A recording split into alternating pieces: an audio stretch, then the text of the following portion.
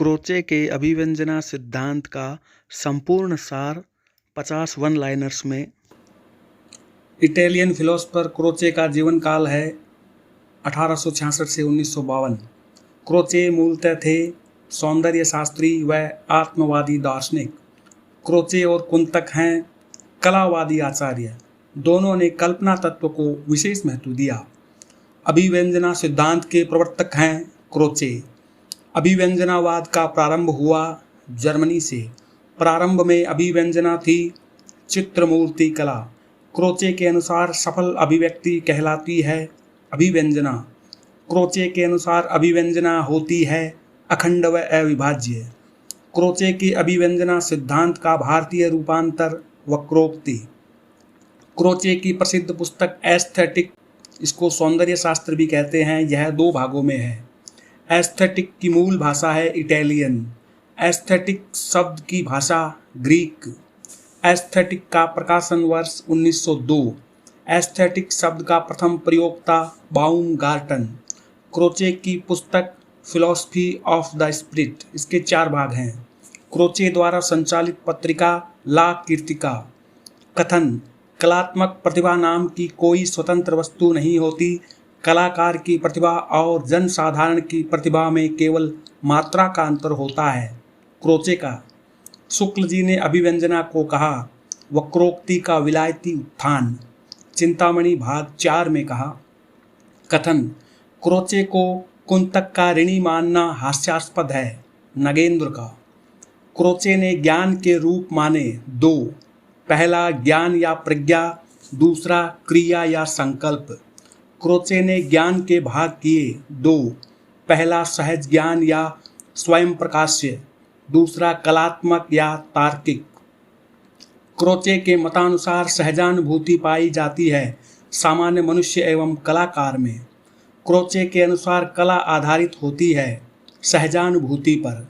अभिव्यंजना का अन्य नाम स्वयं प्रकाश्य ज्ञान, इंट्यूशन। सहजानुभूति अभिव्यंजना को आंतरिक सौंदर्य कहा क्रोचे ने। क्रोचे ने अभिव्यंजना को माना है पूर्णतः आंतरिक वस्तु। अभिव्यंजना में निहित है परंपरा का विरोध, व्यक्तिवाद को विशेष महत्व और कला के मूल तत्व की खोज। आत्मा की मूलभूत क्रियाएं हैं 4। क्रोचे के अनुसार बुद्धि का विषय है विचार। इच्छा की क्रियाएं हैं 2, एक आर्थिक, दूसरी नैतिक। क्रोचे ने अभिव्यंजना का प्रेरक बताया अंतः प्रज्ञा को। कला विवेचन की आधार भूमि है अंतः प्रज्ञा। कला को नैतिक मूल्यों से मुक्त माना है क्रोचे ने। प्रतीयमान की सत्ता आधारित है व्यंग्यार्थ पर। क्रोचे के अनुसार प्रत्येक व्यक्ति है कलामय या कलाकार। अभिव्यंजना संभव नहीं है सहज ज्ञान के बिना। क्रोचे के अनुसार कला का सृजन व आस्वादन होता है वैयक्तिक स्तर पर।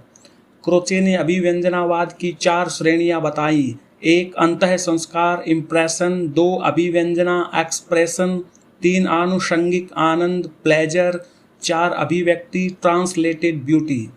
किसी कलाकृति को देखकर मन पर पड़ने वाले प्रभाव और उससे उत्पन्न संवेदनाएं कहलाती है अंतः संस्कार इम्प्रेशन। अंतः संस्कारों की आंतरिक अभिव्यक्ति कहलाती है अभिव्यंजना एक्सप्रेशन। दृष्टा के मन में सौंदर्य बोध से उत्पन्न आनंद कहलाता है आनुषंगिक आनंद प्लेजर। अभिव्यंजना का स्थूल या भौतिक रूप कहलाता है अभिव्यक्ति ट्रांसलेटेड ब्यूटी। अभिव्यंजना सिद्धांत की मान्यता है बाह्य प्रकाशन के बिना ही अभिव्यंजना की संपूर्ण क्रिया संपन्न हो जाती है।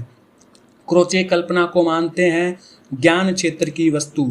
शुक्ल जी कल्पना को भाव क्षेत्र में मानते हैं। शुक्ल जी ने अभिव्यंजना को अन्य नाम दिया वाग वैचित्र्यवाद। अभिव्यंजना सिद्धांत प्रेरक है कलावाद, बिंबवाद व प्रभाववाद का। क्रोचे के अनुसार अमूर्त कला मुक्त होती है नैतिक बंधनों से। क्रोचे का मत है जो सफल नहीं है वह अभिव्यंजना ही नहीं है। क्रोचे कला को मानते हैं कला कला के लिए। क्रोचे के अनुसार कला का कोई प्रयोजन नहीं होता। कला को नैतिक अनैतिक नहीं कहा जा सकता। क्रोचे कला का सहजात धर्म मानते हैं अलंकरण को।